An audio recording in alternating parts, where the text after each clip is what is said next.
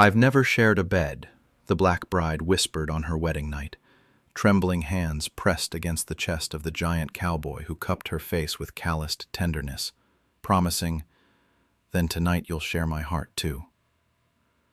The frontier town had watched her arrive months earlier, the uppity Eastern woman with her fancy clothes and educated tongue, expecting the wilderness to break her spirit and send her crawling back where she belonged. They whispered she'd be gone within weeks, another outsider crushed by the unforgiving land. But the gentle mountain man saw something different in her fierce eyes, something that reminded him of his own buried pain and lost dreams. What the town didn't know was that she carried her murdered father's explosive secrets, evidence that could destroy the powerful men who ruled through fear and corruption. Would her wedding night mark the moment she finally found safety in love, or would revealing the truth make her the next to disappear? Before we continue, comment where you are tuning in from. Perhaps we will publish a story there. The stagecoach lurched to a stop in front of the Copper Gulch land office, dust swirling around its wheels like whispered warnings. Evangeline Booker stepped down onto the wooden boardwalk, her navy traveling dress and polished boots marking her as clearly foreign to this frontier town as a peacock among prairie dogs. Eyes followed her movement. Conversations halted mid-sentence. A woman clutched her child closer and hurried across the street. Eve lifted her chin and walked toward the land office, carpetbag in hand. The inheritance papers crinkled in her reticule with each step. Her father's homestead waited somewhere beyond these hostile stares. Moses Booker had written that Wyoming territory offered opportunities unavailable back east. He had failed to mention the reception would be this cold. The land office clerk looked up from his ledger as she entered. Samuel Morrison, according to the nameplate, had thinning hair and suspicious eyes. "I'm here about the Booker property," Eve said, placing the inheritance documents on his desk. Samuel barely glanced at the papers. "These look irregular to me. Can't process irregular documents. What exactly appears irregular?" "Well, I'd need to verify. Could take weeks, maybe months." The door chimed behind her. Heavy boots crossed the floor.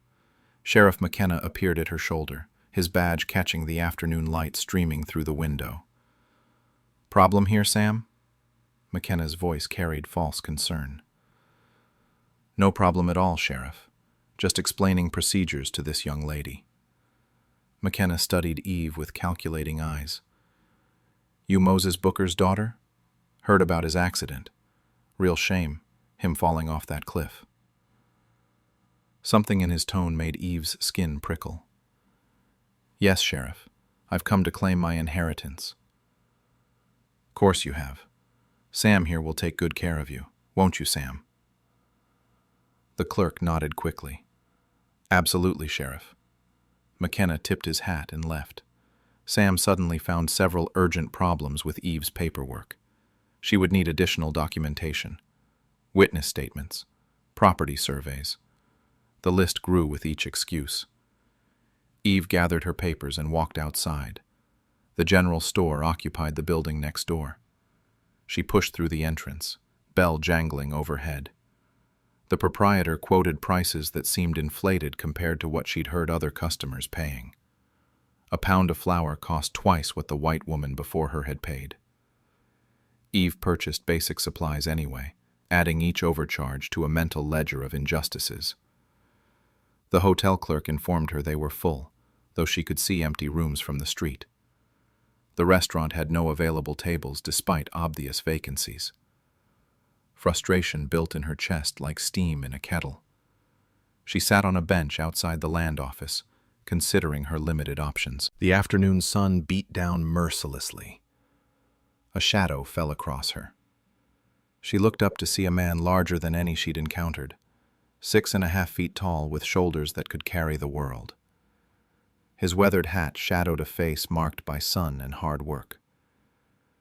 "You Moses Booker's daughter?" Eve tensed, prepared for another confrontation. "I am." "Name's Jedediah Carter. Folks call me Jed."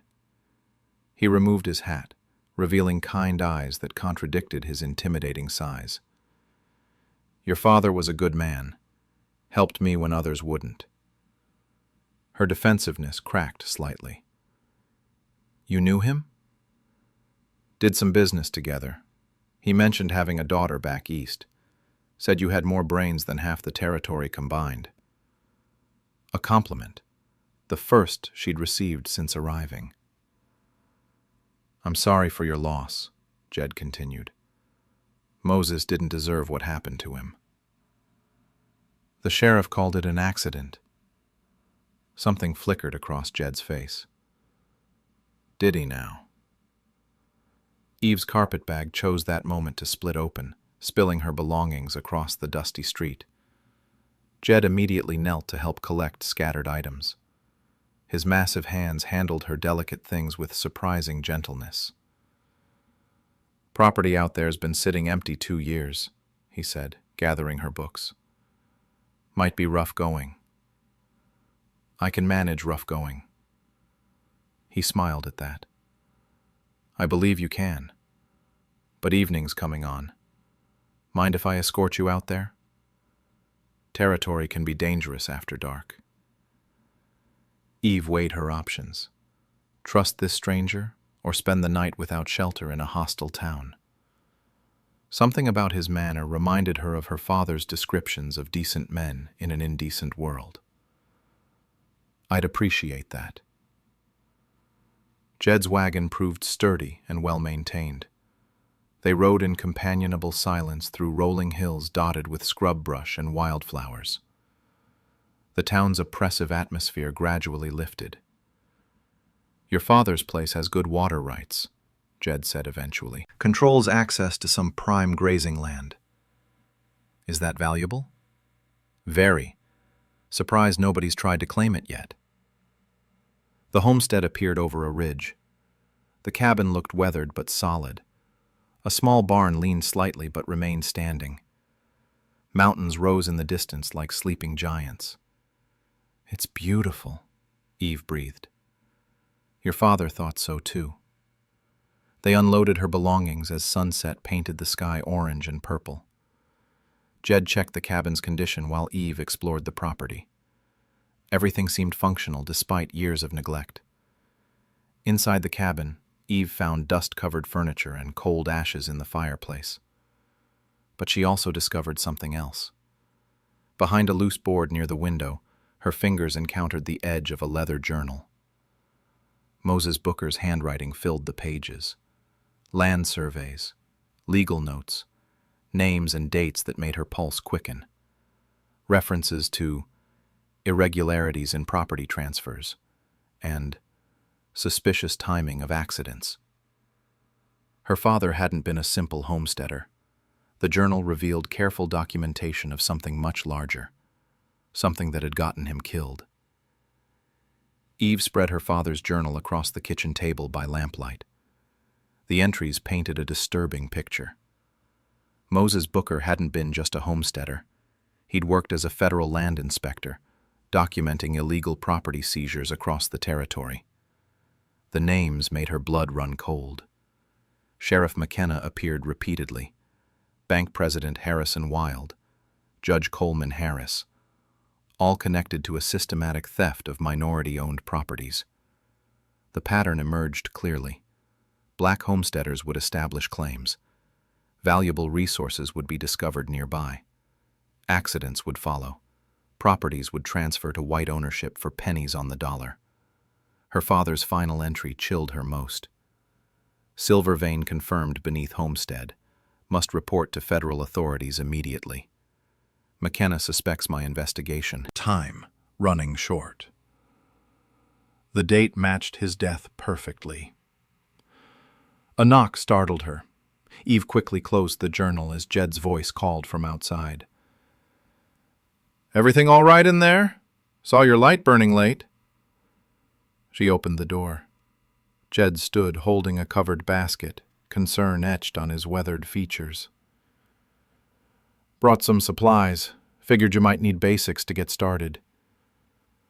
The basket contained fresh bread, eggs, coffee, and canned goods. Simple kindness in a world that had shown her little. "Thank you. That's very thoughtful." Jed noticed her troubled expression. "Something wrong?" Eve weighed her options.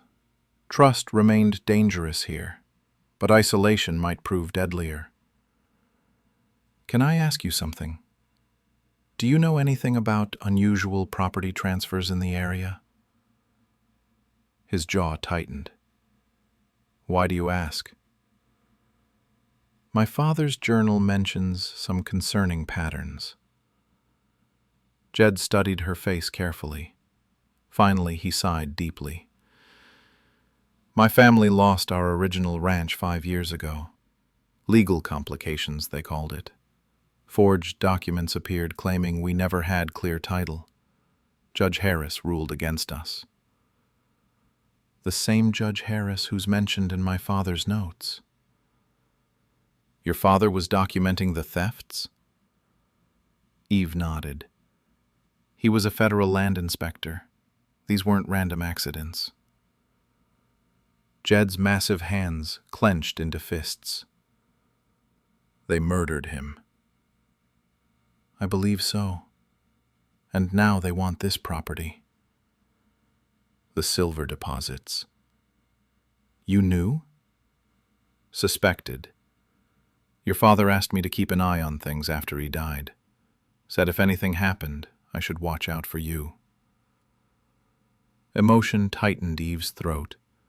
Her father had tried to protect her even from beyond the grave. "What do we do now?" she asked. "We gather proof. Real proof that federal authorities can use." Over the following weeks, Jed taught Eve frontier survival while they investigated the conspiracy. He showed her how to ride horseback, handle cattle, and defend the property. She proved a quick learner with natural determination. Eve's Eastern education complemented Jed's practical knowledge perfectly. She understood legal documentation, while he knew the territory's history. Together, they began mapping the full scope of the land fraud operation. The town dressmaker, Maddie Sinclair, provided unexpected assistance. She visited Eve's homestead under the pretense of taking measurements for new clothes. "I've been watching the property transfers too," Maddie confessed quietly. "My late husband was a clerk at the courthouse. He started noticing patterns before he died." Another suspicious death. The conspiracy reached deeper than Eve had imagined. "I kept his notes," Maddie continued. "Hidden them in my shop. Never knew what to do with them until now." The three formed an unlikely alliance. Maddie's records filled gaps in Moses Booker's documentation. Names emerged. Dates aligned. The criminal network structure became clear. McKenna led the operation, with Judge Harris providing legal cover. Bank President Wild laundered the stolen properties through shell companies. At least a dozen families had lost everything. But gathering evidence proved dangerous. Strange accidents began plaguing Eve's property. Her cattle scattered during the night. Fences appeared cut each morning. The well water tasted bitter one day, forcing her to boil everything. McKenna's visits increased in frequency and intensity. He prowled around the property, asking pointed questions about her father's belongings. His eyes lingered on the cabin's interior, searching for something specific. "Mighty big place for a woman alone," he said during one visit. "Sure you can handle all this responsibility?" "I'm managing fine, Sheriff." "Course you are. Just hate to see another accident happen. Territory's dangerous for folks who don't understand its ways." The threat was unmistakable. Jed's presence provided protection, but he couldn't guard her constantly. His own ranch demanded attention. Eve learned to sleep with her father's rifle within reach. One evening, Jed arrived at sunset with unusual urgency in his manner. "Pack light," he said without preamble. "You're staying at my ranch tonight." "What's wrong?" "Saw tracks around your property. Too many boots for honest business. They're planning something." Eve gathered essential items, including her father's journal. They rode through darkness to Jed's larger ranch. His cabin offered better defensive positions and thicker walls. "Why are you helping me?" Eve asked as they settled in for the night. "Because it's right. Because your father would have done the same for anyone." "And?" Jed met her eyes directly. "Because I care about what happens to you." Something shifted between them in that moment. The dangerous attraction that had been building found acknowledgement. Eve felt her heart quicken despite their perilous circumstances. "We need to act soon," she said. "The evidence won't matter if we're dead." "Agreed. But we need a plan that doesn't get us killed in the process." Eve studied the journal's final pages. Her father's last entry mentioned contacting his federal supervisor, someone in Denver who could authorize arrests and property restoration. "There's a federal marshal my father worked with. If we can get word to him." "That's a 3-day ride to Denver." "Then one of us needs to make that ride." They sat in thoughtful silence, weighing their limited options. Outside, coyotes howled in the distance. The sound seemed ominous, like a warning of dangers closing in around them. Jed knelt beside Eve's chair, his calloused hands gentle as he took hers. The firelight cast dancing shadows across his weathered face. "Marry me," he said simply. Eve's breath caught. "Jed, not just because I love you, though I do." His thumb traced across her knuckles. "Because it gives you legal protection. Makes you harder to remove or intimidate." The proposal was both romantic declaration and tactical maneuver. Eve understood the frontier's harsh realities. A married woman held different status than a single one, especially when her husband commanded respect. "You're proposing for strategic reasons?" "I'm proposing because I can't imagine my life without you in it. The protection is just practical sense." Eve studied his sincere face. Her heart had been pulling toward this gentle giant for weeks. Working side by side had revealed his character completely. He possessed strength without cruelty, intelligence without arrogance. "Yes," she whispered. Jed's smile transformed his entire face. He pulled her into his arms, holding her close while the fire crackled nearby. For a moment, the conspiracy and danger faded away, but reality intruded quickly. Marriage meant a public ceremony. Public ceremonies drew attention. McKenna would see their union as either threat or opportunity. "We'll use the wedding as our moment," Eve said. "Invite the whole town. Make our evidence presentation part of the celebration." "Risky. They'll be expecting something." "They'll expect a simple frontier wedding, not a federal case presentation." Jed nodded slowly. "When?" "Soon, before they make their next move against us." The engagement announcement rippled through Copper Gulch like a stone dropped in still water. Some townspeople expressed genuine happiness. Others whispered disapproval. McKenna's faction watched with calculating eyes.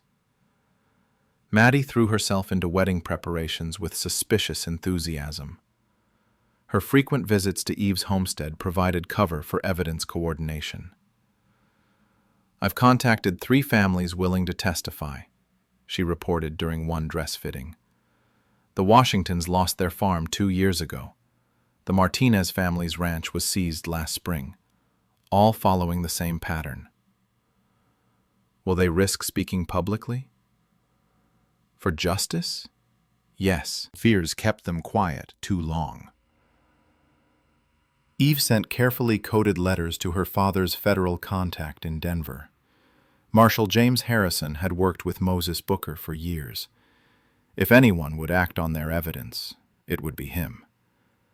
Meanwhile, McKenna escalated his harassment campaign. Deputies patrolled past Eve's property daily. The bank threatened foreclosure proceedings on fabricated debt claims. Anonymous warnings appeared nailed to her fence posts. "Getting married won't save you," one message read. "Some accidents can't be prevented." Jed moved into the homestead's barn, claiming he needed to help with pre-wedding preparations. His presence deterred direct attacks, but couldn't stop the psychological warfare. The conspiracy moved into final position during the week before the wedding. Judge Harris announced an emergency court session to review irregularities in Eve's property claim. Bank President Wild prepared foreclosure documents. McKenna arranged for additional deputies from neighboring towns. They planned to strike immediately after the ceremony, when Eve would be most vulnerable and least prepared. Eve and Jed recognized the trap, but walked toward it anyway.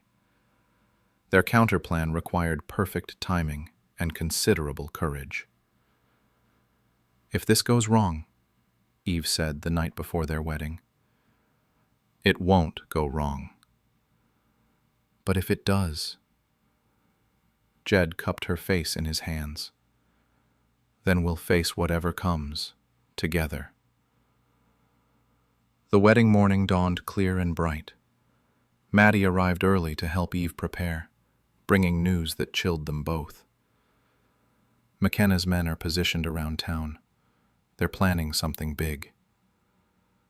"Federal Marshal?" "No sign of him yet.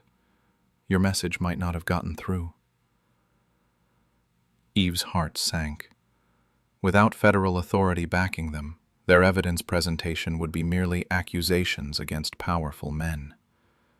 McKenna could arrest them before anyone listened. "We proceed anyway," Eve decided. Truth deserves to be spoken, even if no one acts on it. The ceremony was scheduled for noon in the town square. Most of Copper Gulch planned to attend, drawn by curiosity, if not goodwill. Eve wore her mother's white dress, altered by Maddie's skilled hands. Jed waited at the makeshift altar in his best suit. Sheriff McKenna positioned himself prominently near the front, his badge glinting in the sunlight.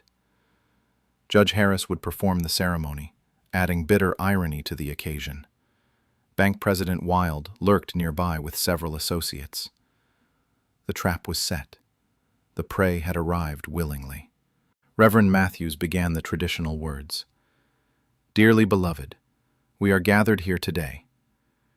Eve's eyes swept the crowd, memorizing faces. Some showed genuine warmth. Others displayed barely concealed hostility. Many seemed simply curious about the spectacle. "Do you, Jedediah Carter, take this woman to be your lawfully wedded wife?" "I do." "Do you, Evangeline Booker, take this man to be your lawfully wedded husband?" Eve's voice carried clearly across the square. "I do." "By the authority vested in me by the territory of Wyoming, I now pronounce you husband and wife." Jed kissed her gently while the crowd applauded. McKenna stepped forward as the applause died. "Congratulations to the happy couple," he announced. "Now, if I might have everyone's attention, there's some urgent legal business to address." This was the moment. McKenna would arrest Eve on fabricated charges while the entire town watched. The conspiracy would triumph publicly and permanently. Eve stepped forward before he could continue. "Actually, Sheriff, I have something to share with everyone first. A wedding gift to the community." She reached into her reticule and withdrew her father's journal. McKenna's face went pale. "My father left behind some interesting reading material." Eve held her father's journal high where everyone could see. Moses Booker wasn't just a homestead. He was a federal land inspector, documenting systematic theft of minority-owned properties. Murmurs rippled through the crowd. McKenna stepped forward aggressively. "That's enough wild accusations from..." "Sheriff McKenna appears 67 times in these records," Eve continued, her voice carrying clearly across the square. always connected to property seizures following convenient accidents. McKenna's hand moved toward his gun. I'm placing you under arrest for disturbing the peace and making false accusations against... On whose authority? The voice boomed from the back of the crowd. Heads turned as a tall man in a duster coat pushed through the gathered townspeople. A federal marshal's badge gleamed on his vest. Marshal James Harrison, United States Territory Court, he announced. And you are? McKenna's face cycled through confusion, anger, and calculation. Sheriff Dale McKenna. This woman is making slanderous claims about upstanding citizens. Is she now? Harrison's weathered face showed no expression. Miss Booker, I believe you sent me some correspondence. Eve's heart soared. Yes, Marshal. About my father's investigation into illegal land seizures. Moses was my partner for 3 years. Good man. Thorough investigator. Harrison's eyes fixed on McKenna. I've been looking into his death myself. The crowd stirred uneasily. This wasn't the simple wedding celebration they'd expected. Judge Harris stepped forward smoothly. Marshal, I'm sure there's been some misunderstanding. Perhaps we could discuss this privately after the festivities. No misunderstanding, Judge. I have federal warrants for several individuals in this territory. Harrison pulled folded papers from his coat. Including you. Harris's composure cracked. This is outrageous. On what charges? Conspiracy to defraud the federal government, illegal seizure of homestead properties, falsification of court documents. Harrison's voice carried the weight of absolute authority. And murder. Bank President Wild tried to edge away from the crowd. Harrison noticed immediately. Mr. Wild, stay where you are. You're also named in these warrants. Panic flickered across multiple faces. The conspiracy's members found themselves exposed in front of the entire community. McKenna made his desperate play. This is all lies and federal overreach. These people are trying to destroy our town with false accusations. Then you won't mind if we examine your records, Harrison replied calmly. Bank documents, court filings, property transfers. Federal authority supersedes territorial jurisdiction.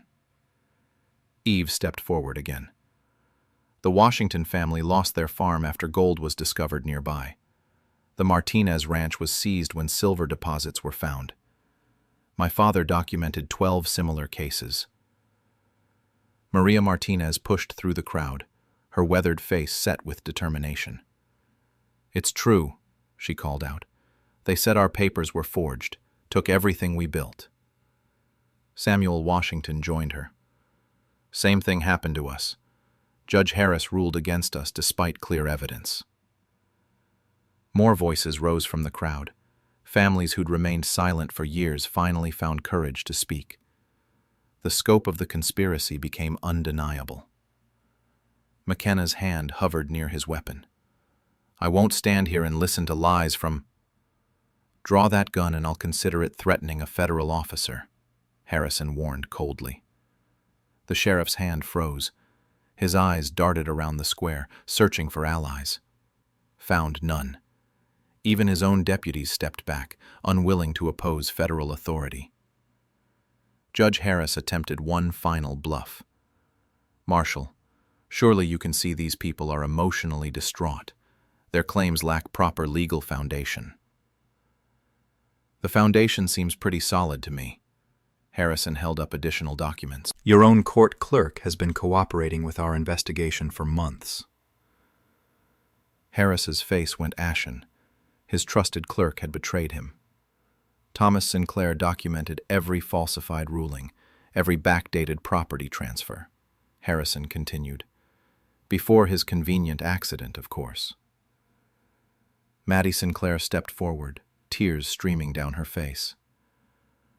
My husband tried to do the right thing. They killed him for it.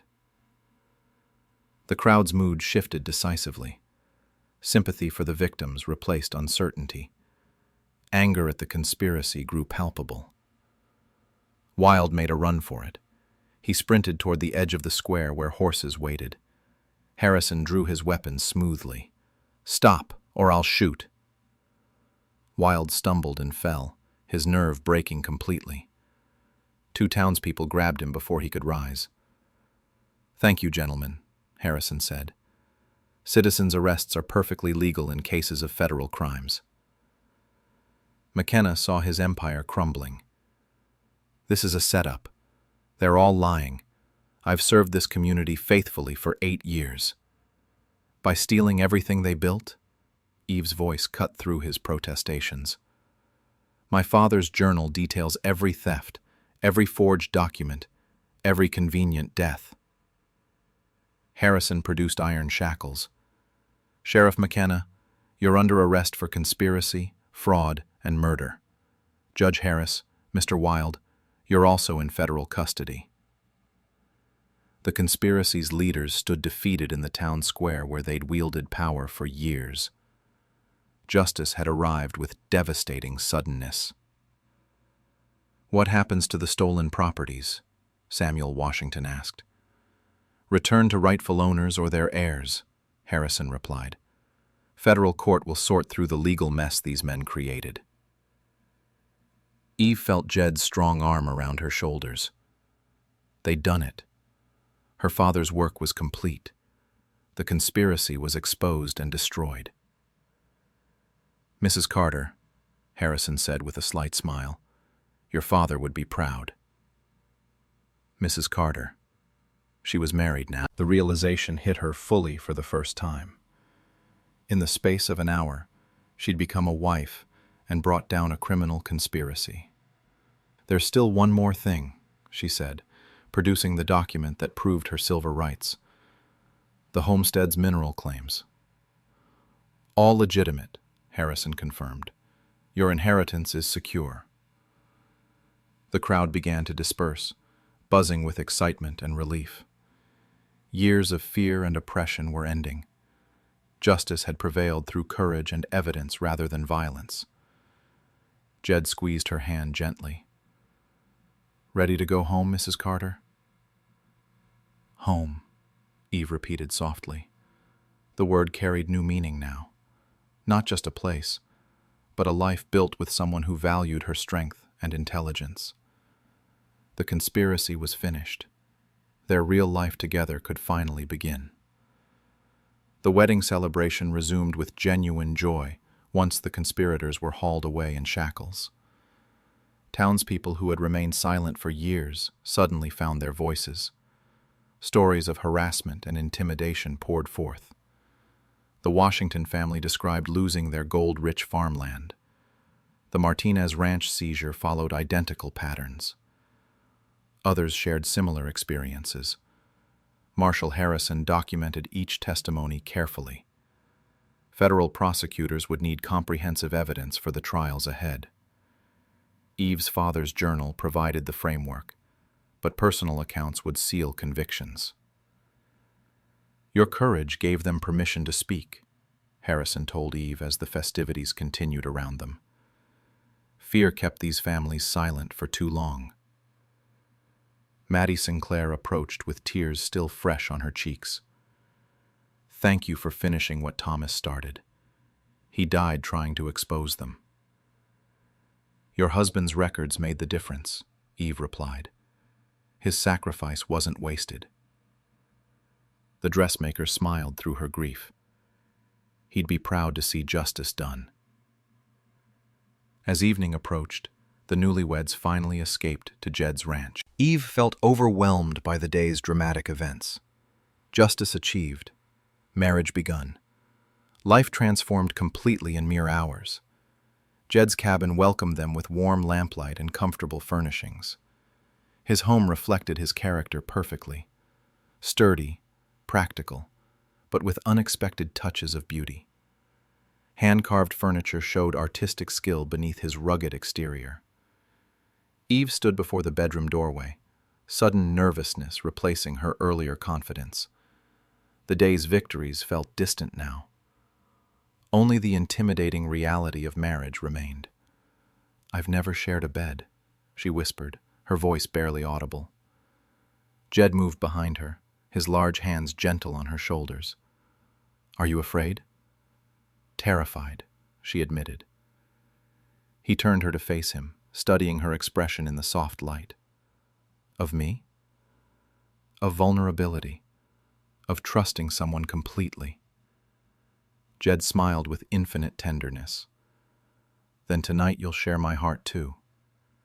He cupped her face in his calloused palms, thumbs brushing away tears she hadn't realized were falling. "We have all the time in the world. No rush, no pressure." His patience dissolved her fears. This gentle giant had protected her, supported her dreams, and fought beside her for justice. Trust came naturally with someone who'd proven his character so thoroughly. Their wedding night unfolded with quiet intimacy. Whispered conversations replaced grand gestures. Gentle touches spoke louder than passionate declarations. Two hearts learned to beat in harmony. Dawn brought practical concerns. The combined properties needed management decisions. Jed's larger ranch offered better defensive positions, but Eve's homestead controlled crucial water rights. Marshall Harrison had confirmed the silver deposits, making her land extremely valuable. "We'll work both places," Jed suggested over breakfast. "Hire hands to help manage the expanded operation." "Equal partners?" "In everything." Their partnership extended beyond marriage into business collaboration. Eve's education complemented Jed's experience perfectly. She handled legal paperwork while he managed livestock and land maintenance. Within days, other families began seeking their assistance.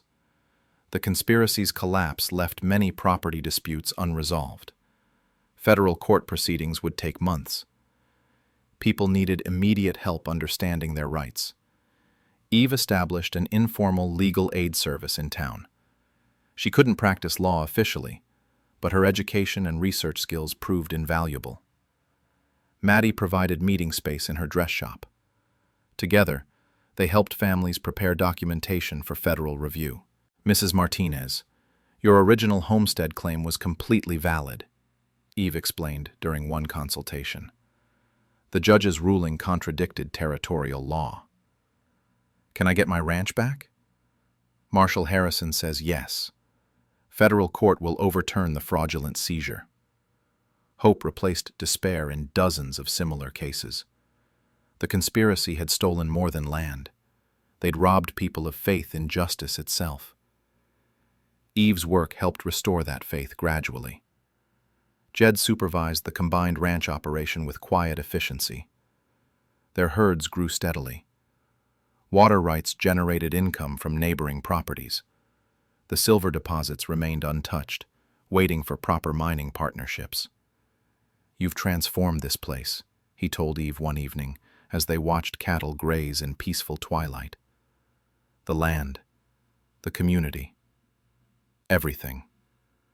We transformed it together." "No, you brought something special here, something this territory desperately needed." "What's that?" "Hope."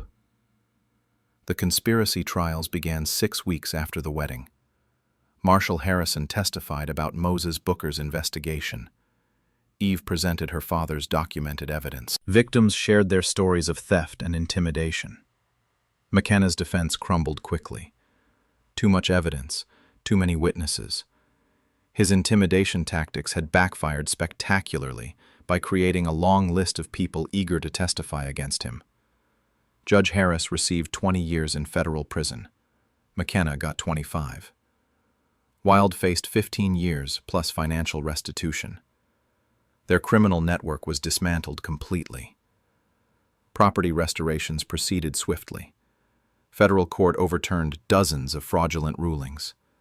Families reclaimed stolen homesteads throughout the territory. The Martinez Ranch returned to its rightful owners. The Washington farm was restored with full mineral rights intact. Eve found herself pregnant by autumn's arrival. The news filled her with joy mixed with nervous anticipation. Frontier childbirth carried risks, but Jed's excitement overrode her fears. "Another generation," he said, hand resting gently on her still flat stomach. Growing up in a more just world than we found. Thanks to your father's courage and your determination to see it through, their combined properties thrived under joint management. The silver vein remained promising but undeveloped, pending proper environmental surveys. Cattle operations expanded steadily. Legal aid work continued, helping families throughout the territory. Copper Gulch elected a new sheriff through honest voting. Federal oversight ensured fair elections for the first time in years. The community began healing from years of corruption and fear. Eve's reputation spread beyond the immediate territory. Other communities requested her assistance with property disputes and legal questions. She corresponded with reform movements across the West, sharing strategies for combating land fraud. "You've become quite famous," Maddie observed during one of their weekly planning sessions. "Notorious, more likely." "No, truly famous. People talk about the black woman who brought down a corrupt sheriff and restored justice to an entire territory." Fame felt strange after years of dismissal and scorn. But if her story inspired others to fight injustice, she welcomed the attention. Winter approached with promise rather than dread. Their expanded ranch was well prepared for harsh weather. The legal aid service had helped dozens of families secure their rights. New life grew within her, representing hope for the future. Spring arrived 6 months after the wedding, with wildflowers carpeting the rolling hills around their expanded ranch. Eve stood on the porch, one hand resting on her rounded belly, watching Jed direct the hired hands repairing winter fence damage. Her pregnancy showed clearly now, drawing smiles and congratulations from everyone in Copper Gulch. The town had transformed completely since the conspiracy's fall. New businesses opened weekly. Families felt safe investing in permanent improvements. Children played openly in streets no longer patrolled by corrupt deputies. The scars of oppression were healing steadily. Eve's legal aid service had expanded beyond anyone's expectations. Her correspondence now reached reform advocates across 3 territories. Communities facing similar corruption sought her advice and encouragement. The story of how one woman brought down an entire criminal network inspired others to fight their own battles for justice. "Mrs. Carter," called Maria Martinez, approaching with a basket of fresh vegetables. "How are you feeling?" "Large and uncomfortable, but happy," Eve replied with a laugh. "The baby kicks strongly?" "Constantly. Jed thinks we're having a future rancher." Maria's own ranch was thriving again after its restoration. Her family had rebuilt everything stolen by the conspiracy. Their success story multiplied across the territory as other families reclaimed their stolen properties. The federal trials had concluded with complete victory for the prosecution. McKenna would spend the next 25 years in prison. Judge Harris faced similar sentences. Bank President Wild's assets were liquidated to pay victim restitution. Justice had been thorough and decisive. Dr. Patricia Henderson had arrived in Copper Gulch 2 months earlier, the territory's first female physician. Her presence reassured Eve about the upcoming birth. Frontier medical care was improving rapidly, as honest governance attracted qualified professionals. "Everything looks perfectly healthy," Dr. Henderson announced after her weekly examination. "The baby should arrive within the month." Jed's excitement grew daily. He'd converted a spare room into a nursery, crafting a beautiful crib with his own hands. The same gentleness he showed with injured animals extended to preparing for fatherhood. "Worried about anything?" Eve asked one evening as they sat watching the sunset. "Only normal father worries," he replied, "wanting to be good enough, worthy of this gift." "You'll be an amazing father. With an incredible mother raising our child." Their partnership had deepened through shared challenges and triumphs. What began as strategic alliance had become profound love and mutual respect. They complemented each other perfectly in every aspect of life. The silver mining operation finally began under careful federal oversight. Environmental protections prevented the destructive practices used elsewhere. Local families received employment at fair wages. The profits would fund schools and infrastructure improvements throughout the region. Marshal Harrison visited regularly, monitoring the territory's continued stability. Federal oversight would gradually decrease as local institutions proved themselves trustworthy. The transition from corruption to honest governance was proceeding smoothly. "Your father would be amazed by what you've accomplished," he told Eve during his latest visit. One woman's courage transformed an entire territory. One woman with incredible support from good people still took courage to take that first step. Eve's correspondence had grown into an informal network of reform advocates across the frontier. Women especially sought her guidance on organizing communities and demanding justice. Her story proved that change was possible, even in the harshest circumstances. Maddie's dress shop had expanded into a general store serving the growing population. She'd remarried recently, finding love with a kind banker who'd arrived to replace the corrupt Wild. Her late husband's sacrifice was finally bearing fruit in a transformed community. The Washington family had discovered their restored farmland contained not just gold, but rich soil, perfect for agriculture. They'd become the territory's leading grain suppliers. Success stories multiplied as honest governance allowed people to thrive. Labor pains began on a beautiful April morning. Dr. Henderson arrived quickly, bringing modern medical knowledge to what had traditionally been a dangerous frontier experience. Jed paced nervously outside while female neighbors provided support and encouragement. "It's a girl," Dr. Henderson announced hours later. "Healthy and strong." Jed entered the bedroom with tears in his eyes. Eve held their daughter, exhausted but radiant with joy. The baby had her mother's determined expression and her father's strong features. "What should we name her?" Jed asked softly.